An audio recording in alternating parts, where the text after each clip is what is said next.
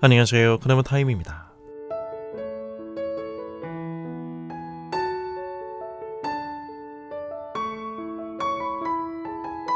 오늘 본문은 주인을 기다리는 청지기의 비유입니다. 이 청지기의 이야기를 통하여 예수님은 주님을 따르는 제자가 가져야 할 바른 마음과 자세 그리고 태도를 가르치십니다. 그러니까 예수님은 지금 제자들의 삶에 대해 다루시고 있는 것입니다. 그런데 말입니다. 제자들이 어떻게 살아야 하는지에 대한 지대한 관심을 보이는 이 청지기의 비유 속에서 진하게 녹아있는 종말론적인 색채가 우리의 눈길을 끕니다. 다시 말해 예수님께서 이 세상을 떠나가시고 다시 오실 때까지의 제자들의 삶을 종말론적인 관점에서 말씀하고 계시다는 사실입니다. 그래서 본 이야기의 커버 스토리에 제목을 붙인다면 우리가 잘 알다시피 주인을 기다리는 종이 되는 것입니다.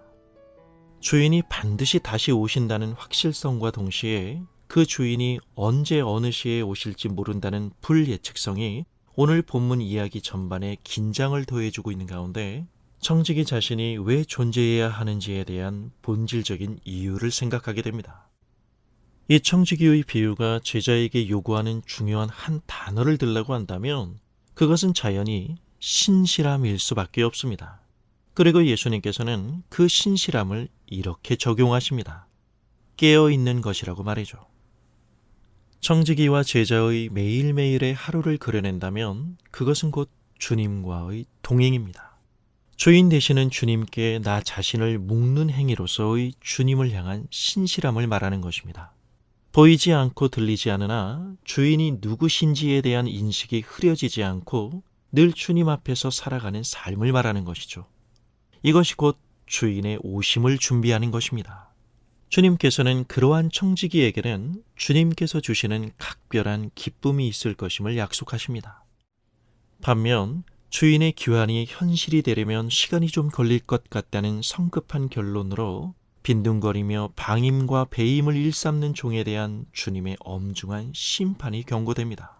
주인의 부재를 빌미로 삼아 주인의 소유를 횡령하여 당장 느끼고 있던 자신의 욕망과 필요를 채우고 주인이 돌보라고 맡기신 사람들을 짓밟고 서서 갑질한 청지기에 대한 주인의 처분은 참으로 무서운 것입니다. 청지기의 의무는 주인 노릇을 하라는 것이 아니라 주인의 뜻에 순종하라는 것입니다. 기억하시죠? 마태복음 25장의 달란트 비유에서 주인은 성실한 종들에게 뭐라 말씀하셨나요? 잘하였도다 착하고 충성된 종아. 단순한 효율의 문제를 떠나 개인의 능력차와는 관계없이 마음의 태도와 자세를 말씀하시는 것임을 놓치지 말아야 합니다.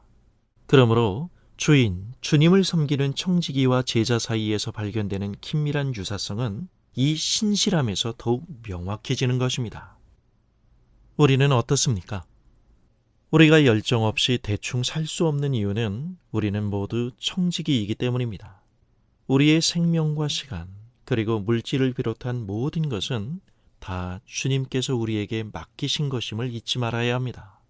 우려되는 치명적이고 멍청한 착각은 우리는 이 청지기적 사명을 기독교적 색채와 형식, 그리고 신앙적 언어에 있어서의 열심과 성의로만 생각할 수 있다는 치우친 생각입니다.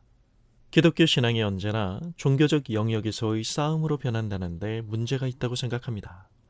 그래서 그런지 오늘의 풍경 속에서 신앙심이 깊다라는 말은 듣기에 따라 매우 감동적이지만 그 속에는 실제 삶과는 괴리된 영적 허공만 쏘다니는 매우 위험한 생각이 담겨 있을 수도 있기 때문입니다. 종교성에 갇힌 편향적인 사고일 수도 있으니까요. 만약 그렇다면 신앙의 내용 자체가 너무 빈약해집니다.